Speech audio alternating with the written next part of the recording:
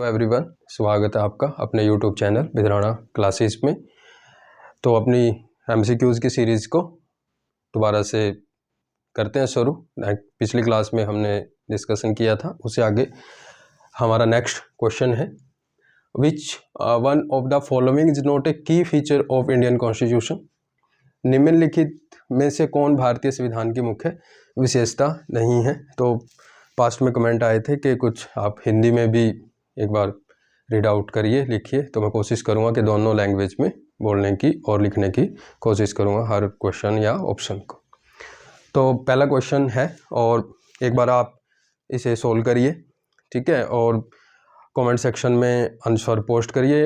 इसको आप क्वेश्चन को पढ़ के और इसके ऑप्शन का कमेंट करिए और फिर चेक करिए कि वो आंसर क्या है, ठीक है। तो पहला क्वेश्चन रहा आपका, निम्नलिखित में कौन भारतीय संविधान की मुख्य विशेषता नहीं है। और क्वेश्चन जब भी करो तो उसको अच्छे से पढ़ो और नहीं को ध्यान से देखो, क्योंकि कई बार ये लगता है कि हाँ पूछ रहा है लेकिन उस हमारा क्वेश्चन जो है गलत हो जाता है। तो पहली विशेषता ये हमें दे रहा है, क्वाजाई फेडरल, अर्ध संघीय, ठीक है। कल थोड़ी बातें हमने फेडरल सिस्टम पे की थी, तो हमारा जो फेडरल सिस्टम है वो अर्ध संघीय है। दूसरा, सेपरेशन ऑफ पावर, तो शक्तियों का पृथक्करण है। जैसे 3 में हम डिवाइड करते हैं पावर्स को। हमारी जो विधायिका हो गई, लेजिस्लेचर कह लो आप, विधायिका और कार्यपालिका, एग्जीक्यूटिव और न्यायपालिका, जुडिशरी, ठीक है। तो इनकी जो सेपरेशन है पावर्स का, तीनों का अपना अपना एरिया है।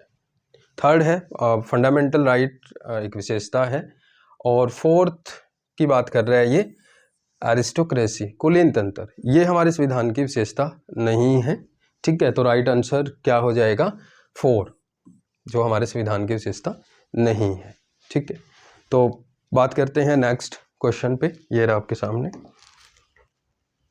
The concept of sovereign parliament originated in, संप्रभु संसद की अवधारणा उत्पन्न हुई थी, ठीक है। आप करिए क्वेश्चन, बात करते हैं फिर।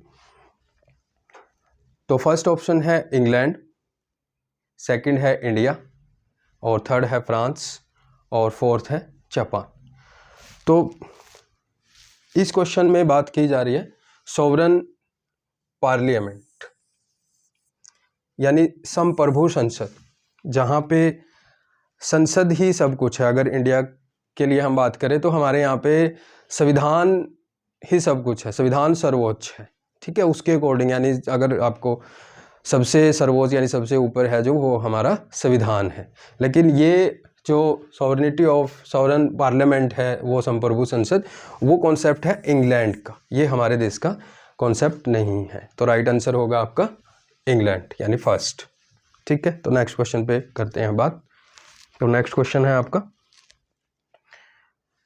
Who is considered the architect of Indian constitution, ठीक है। आप बताइए, या बिल्कुल आसान क्वेश्चन है, भारतीय संविधान का निर्माता किसे माना जाता है, दीजिए आंसर। तो फर्स्ट ऑप्शन है महात्मा गांधी, सेकंड BR अम्बेडकर, और थर्ड जवाहरलाल नेहरू, और फोर्थ है BN राव। तो राइट आंसर होगा इसका BR अम्बेडकर, ठीक है। तो नेक्स्ट क्वेश्चन है आपका, ये देखिए, the concurrent list in the Indian constitution is adopted from the constitution. तो भारतीय संविधान में समवर्ती सूची को किस संविधान से अपनाया गया है, ठीक है। दीजिए आंसर, दीजिए आप कमेंट में। First USA, second Canada, third Germany, और फोर्थ है ऑस्ट्रेलिया, ठीक है। तो राइट आंसर होगा इसका ऑस्ट्रेलिया, ठीक है। तो कल हमने बातें की थी 1935 के एक्ट की, जहाँ पे हमने सेंटर स्टेट पावर डिस्ट्रीब्यूशन, एक तरह से आप 2 लिस्टें हमने पढ़ी थी, सेंटर लिस्ट और स्टेट लिस्ट। तो थर्ड लिस्ट भी है हमारे 7th शेड्यूल में, वो है कॉन्करेंट लिस्ट, लेकिन हमने इसे कहाँ से लिया है, किसके संविधान से, तो ऑस्ट्रेलिया के संविधान से हमने इसको लिया है। तो इसके अलावा हमने ऑस्ट्रेलिया के संविधान से एक दो चीज़ें और ली हैं, उनको भी देख लेते हैं साथ में। तो लैंग्वेज ऑफ प्रियम्बल, हमारी जो प्रस्तावना है, लैंग्वेज ऑफ प्रियम्बल,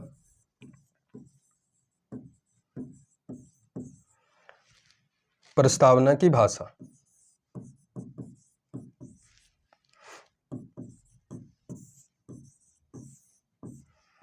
कल कुछ का राइटिंग के लिए भी आया था, मैं आज कोशिश कर रहा हूँ थोड़ा सा साफ लिखूँ, ठीक है।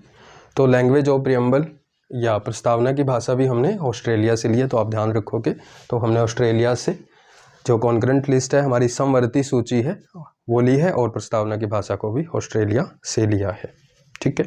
तो नेक्स्ट क्वेश्चन आपके सामने, the mind and ideals of the framers of constitution are reflected in the, ठीक है, संविधान निर्माताओं के मन और आदर्श किसमें प्रतिबिंबित होते हैं, ठीक है। आप आंसर दीजिए, ठीक है। तो फर्स्ट ऑप्शन है प्रियम्बल में, फंडामेंटल राइट में, फंडामेंटल माफ करना, इसमें फंडामेंटल कर्तव्य यानी फंडामेंटल ड्यूटीज, और आपके मौलिक अधिकार या फंडामेंटल राइट, और फोर्थ ऑप्शन है आपका डीपीएसपी या directive principle of state policy, राज्य के नीति निर्देशक सिद्धांत, ठीक है। तो जो हमारे संविधान निर्माता थे वो प्रतिबिंब बिल्कुल प्रस्तावना, जैसे ही आप प्रियम्बल को पढ़ते हो तो जैसे आप बिल्कुल अपने पूरे संविधान के बारे में, मतलब पहले ही एक तरह का वर्णन हमें उसमें दिखाई देता है, जैसे आपके बारे में आपके नाम से पता चल जाए, ठीक है। तो इसका राइट आंसर होगा प्रियम्बल, प्रस्तावना, ठीक है। तो नेक्स्ट क्वेश्चन है आपके सामने, Which Government of India Act allowed some elected representation in the legislature for the first time? किस भारत सरकार अधिनियम ने पहली बार विधायिका में कुछ निर्वाचित प्रतिनिधित्व की अनुमति दी थी, ठीक है। तो करिए, आप आंसर करिए कमेंट सेक्शन में पोज करके वीडियो। तो फर्स्ट ऑप्शन है, वो कौन सा एक्ट था, फर्स्ट है भारत सरकार अधिनियम 1858, सेकेंड ऑप्शन है गवर्नमेंट ऑफ इंडिया एक्ट 1909, और थर्ड ऑप्शन है गवर्नमेंट ऑफ इंडिया एक्ट 1919, और फोर्थ है गवर्नमेंट ऑफ इंडिया एक्ट 1935, ठीक है। तो पहली बारी जब हमारे यहाँ पे विधायिका के लिए कुछ निर्वाचित सदस्य, तो ये आपका 1909 का एक्ट होगा, जिसे पार्लियामेंटो रिफॉर्म भी बोला जाता है, ठीक है। तो इसके अंदर हमें स्टार्ट कुछ मतलब विधायिका में निर्वाचित सदस्य का प्रतिनिधित्व मिला था, और वो स्टेट लेवल पे कल हमने डिस्कस किया था, डायरची सिस्टम भी इम्प्लीमेंट हुआ था, ठीक है। तो ये फाइनली हमने 1920 में इलेक्टेड हुए थे हमारे विधायिका में, ठीक है। तो नेक्स्ट क्वेश्चन है आपका, What is the basis of classification of governments as unitary and federal? ये क्वेश्चन आप आंसर करो, कल हमने इस पे बातें भी की थी, ठीक है। तो एकात्मक और संघीय के रूप में सरकारों के वर्गीकरण का आधार क्या था? तो फर्स्ट ऑप्शन है विधायिका और कार्यपालिका के बीच संबंध, सेकंड है कार्यपालिका और न्यायपालिका के बीच संबंध, और थर्ड है relationship between the centre and state, और फोर्थ है आपका सरकार के विधायी, कार्यकारी और न्यायिक अंगों के बीच संबंध। तो कल हमने डिस्कस किया था फेडरल सिस्टम को, तो जिसके अंदर हमने एग्जांपल लिया था यूएसए का, तो जहाँ पे 50 स्टेट हैं, तो ये देखा था कि वहाँ पे सेंटर अपनी पावर्स कंज्यूम करता है और स्टेट अपनी, ठीक है। लेकिन इधर में एक एग्जांपल हमने यूके का, ब्रिटेन का भी लिया था, जिसके अंदर आपको यूनिटरी सिस्टम यानी पार्लियामेंट्री सिस्टम, और इन दोनों के बीच में हमने इंडिया को रखा था, क्योंकि अगर अभी सारी चीज़ें सही हैं तो सेंटर अपनी पावर यूज कर रहा है, ठीक है, और स्टेट अपनी पावर, यानी सब दोनों अपनी लिस्ट पे कानून बना रहे हैं, ठीक है। लेकिन हम यूके की तरह कब हो जाते हैं, ब्रिटेन की तरह कब हो जाते हैं, जब हमारे देश में इमरजेंसी लग जाती है। ठीक है, तो ये हमसे पूछ रहा है कि एकात्मक और संघीय के रूप में सरकारों का वर्गीकरण आधार क्या है। तो इसका सही आंसर आपका होगा केंद्र और राज्यों के बीच संबंध। ठीक है, तो राइट आंसर होगा आपका थर्ड। इसके बाद है आपका next question, Indian constitution is, भारतीय संविधान है, तो मेरे ख्याल से आप बता पाओगे इस क्वेश्चन को, दीजिए आंसर। फर्स्ट है फेडरल है, क्वाजाई फेडरल है, यूनिटरी है और प्रेसिडेंशियल है। ठीक है, तो अभी बात की है हमने पिछले क्वेश्चन में, फेडरल नहीं है ना ही यूनिटरी है, तो कैसा है, दोनों का मिला जुला रूप है, तो कैसा है, अर्ध संघीय या क्वाजाई फेडरल है। ठीक है, तो नेक्स्ट क्वेश्चन है आपके सामने, द स्टेट पोजेसिस, राज्य के पास होता है, मतलब उसकी सॉवरेनिटी के बारे में बात कर रहे हैं, उसे केवल बाहरी प्रभुता यानी ओनली एक्सटर्नल सॉवरेनिटी है, दूसरा ओनली इंटरनल सॉवरेनिटी है, या दोनों है, या दोनों नहीं है। ठीक है, तो यहाँ पे स्टेट की बात एक देश के रूप में की जा रही है, राज्य के रूप में। ठीक है, जैसे भारत को, तो दोनों तरह की सॉवरेनिटी है, और वो एक्सटर्नल भी अपने लोगों के लिए कानून बना सकता है, और एक्सटर्नली भी जो दूसरे देश हैं उनके साथ अपनी चीज़ें मैनेज कर सकता है। सॉरी, मैं ये ये राइट आंसर ये है आपका, दोनों। ठीक है, ये नहीं है, तो राइट आंसर होगा इसका थर्ड। वो मेरे गोला गलत लगा है, लेकिन राइट आंसर थर्ड है। ठीक है, तो नेक्स्ट क्वेश्चन है आपका, the government of India act 1935 was based on, कल 1935 पे हमने काफ़ी बातें की थी। आज इसके अंदर हमसे पूछा जा रहा है कि 1935 का जो एक्ट लाया गया था, वो मतलब उसका बेस कौन बना, तो उसे लाने का बेस, तो साइमन कमीशन ने जो रिपोर्ट दी, जो इसके अंदर जैसे डायरेक्सी सिस्टम को ख़त्म किया गया, तो इनके बेस पे, साइमन कमीशन के बेस पे 1935 का एक्ट लाया गया था, कल हमने इस पे बातें की थी। ठीक है, तो राइट आंसर आपका साइमन कमीशन। नेक्स्ट क्वेश्चन है, बताइए, who describe the government of India act 1935 as a new charter of bondage, तो ये बात किसने कही कि जो गुलामी का एक नया घोषणा पत्र आ गया है 1935 का एक्ट। ठीक है, दीजिए आंसर आप कमेंट सेक्शन में, और कमेंट सेक्शन में आंसर किया करो, जैसे वीडियो को पॉज करके। ठीक है, फिर आंसर उस पर कमेंट करो और बाद में चेकआउट कर लो। ठीक है, तो एक प्रैक्टिस का अच्छा जरिया, या फिर आप सारे एक साथ कमेंट सेक्शन में पोस्ट कर सकते हो, तो उससे आपकी अच्छी प्रैक्टिस होगी। तो ये जो शब्द कहे गए, ये कहे गए थे पंडित जवाहरलाल नेहरू के द्वारा। दास्ता का नया चार्टर जिसको कहा गया, दिसंबर 1936 में भारतीय राष्ट्रीय कांग्रेस का अधिवेशन चला हुआ था, इंडियन नेशनल कांग्रेस का अधिवेशन चला हुआ था फैजपुर में, और यहाँ पे पंडित जवाहरलाल नेहरू अपना भाषण दे रहे थे, तब उन्होंने इनको कहा था गुलामी का एक नया घोषणा पत्र या दास्ता का एक नया चार्टर। ठीक है, तो राइट आंसर हो जाएगा आपका थर्ड। नेक्स्ट क्वेश्चन है आपके सामने, who is the custodian of the Indian constitution, दीजिए आंसर। हमारा जो संविधान है उसका कस्टोडियन कौन है, उसका रक्षक, उसका रख रखाव करने वाला। ठीक है, तो इसके अंदर हमें दिया है प्रेसिडेंट ऑफ इंडिया है क्या, चीफ जस्टिस ऑफ इंडिया है क्या, भारत के प्रधानमंत्री, या राज्यसभा के सभापति। ठीक है, तो आपको इस क्वेश्चन में जब भी यहाँ पे सुप्रीम कोर्ट मिले या चीफ जस्टिस मिले, तो राइट आंसर ये होगा। ठीक है, कस्टोडियन का मतलब है जैसे हम अपने पास कोई चीज़ रखते हैं तो उसकी देखभाल करते हैं, कोई उसमें कोई चेंजेस ना करे। ठीक है, करे तो फिर कहाँ तक चीज़ें हों। ठीक है, ये आगे हम इस पे और डिस्कशन करेंगे कॉन्सेप्ट पे। ठीक है, नेक्स्ट है, which is the most important system in democracy, दीजिए आंसर। लोकतंत्र में सबसे महत्वपूर्ण प्रणाली कौन सी है। ठीक है, तो सामाजिक राजनीतिक, आर्थिक और गवर्नमेंट। ठीक है, तो कीजिए आंसर आप। डेमोक्रेसी, तो डेमोक्रेसी आपका जो मेन प्रणाली है वो गवर्नमेंट है। ठीक है, नेक्स्ट क्वेश्चन है आपका, where do we find the idea of Indian democracy in the constitution. हमें संविधान में भारतीय लोकतंत्र के आदर्श कहाँ मिलते हैं? तो दीजिए आंसर आप, डेमोक्रेसी के आदर्श।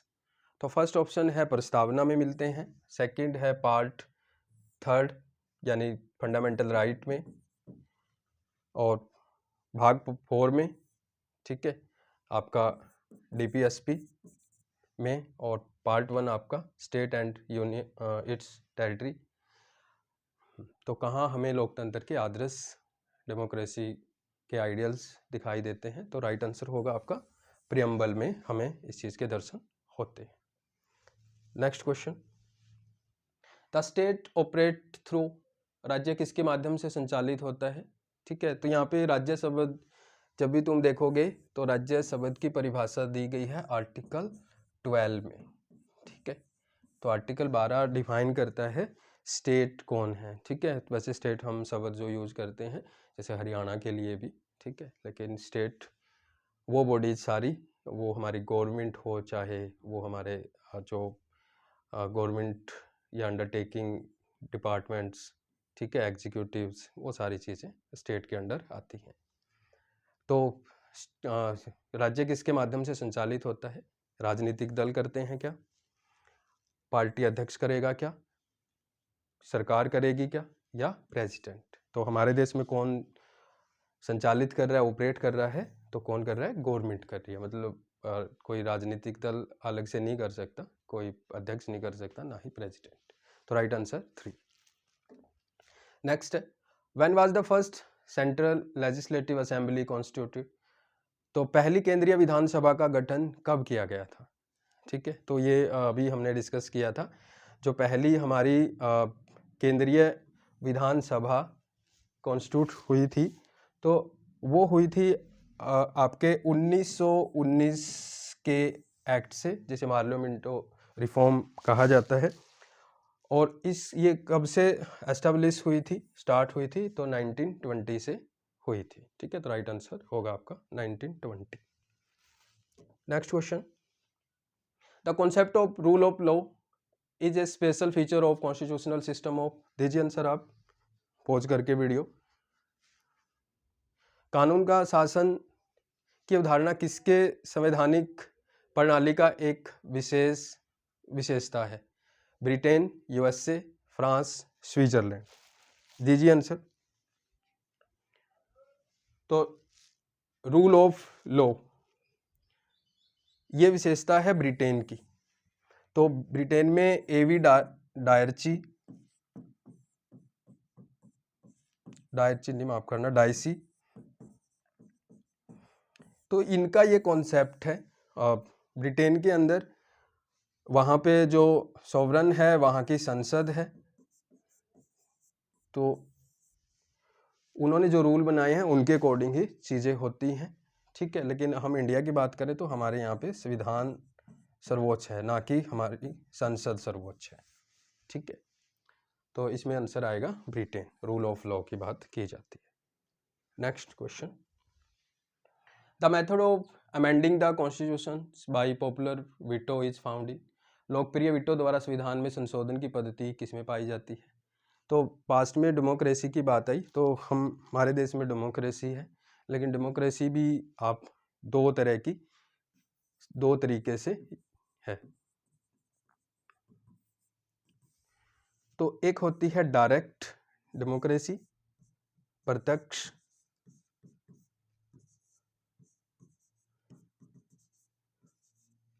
और दूसरी है इनडायरेक्ट, अप्रत्यक्ष। तो भारत में कैसी है डेमोक्रेसी? तो भारत में इनडायरेक्ट डेमोक्रेसी है, यानी जैसे ही कोई कानून बनाया जाता है तो सरकार बनाती है हमारे द्वारा भेजे गए नुमाइंदों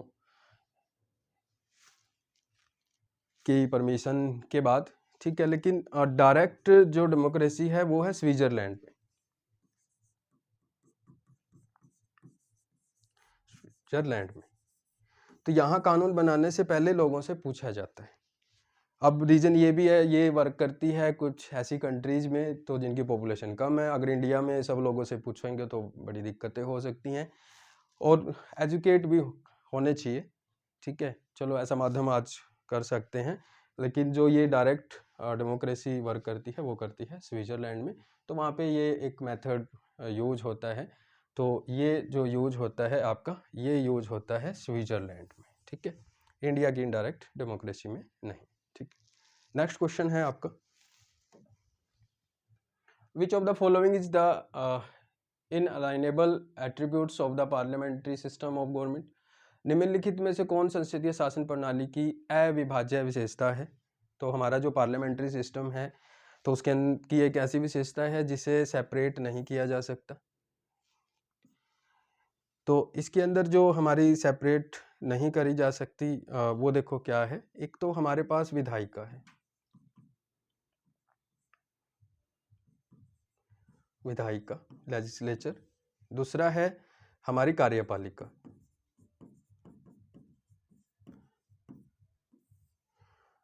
तो विधायिका होती है हमारे वो नुमाइंदे जो संसद में कानून बनाते हैं, ठीक है।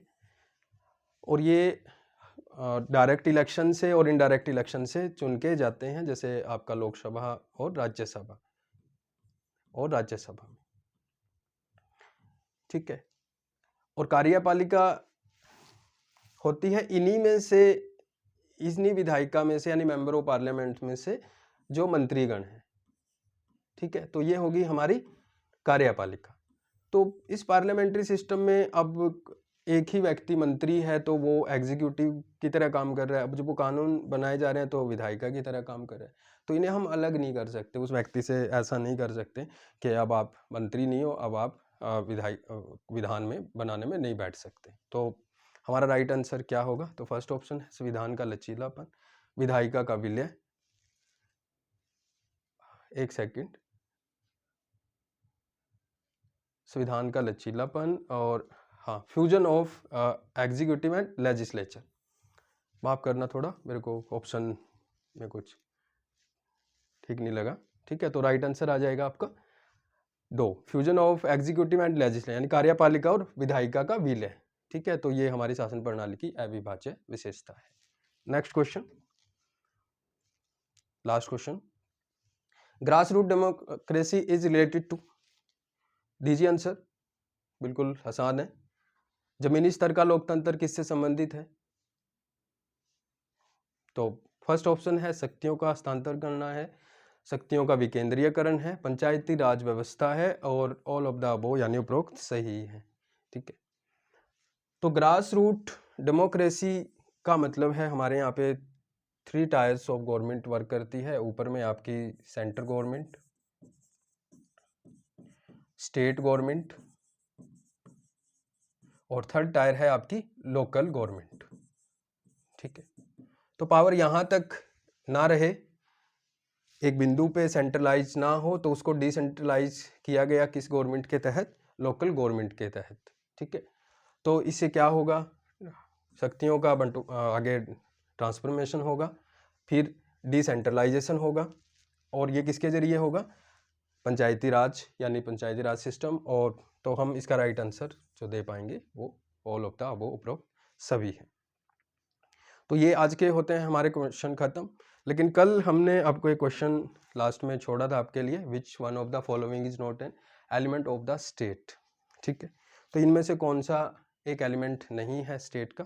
तो पॉपुलेशन एलिमेंट है एक स्टेट का, और दूसरा आपका लैंड भी है, थर्ड आर्मी नहीं है, और फोर्थ गवर्नमेंट है, ठीक है। तो फोर्थ एलिमेंट है स्टेट के आपके।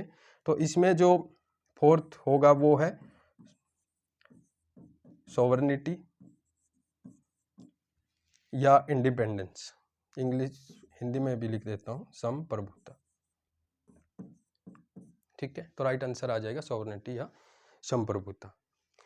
ठीक है, तो आज की क्लास में इतना ही डिस्कस करते हैं और नेक्स्ट क्लास में हम इस सीरीज़ को कंटिन्यू करेंगे और आगे के एमसीक्यूज आगे की क्लासेज में कंटिन्यू करेंगे। और आप इनके आंसर दीजिए कमेंट सेक्शन में। अगर आपको कोई दिक्कत है तो कोई सुझाव है तो वो भी हमें कमेंट सेक्शन में बताइए। ठीक है, तो थैंक यू वेरी मच, मिलते हैं नेक्स्ट क्लास।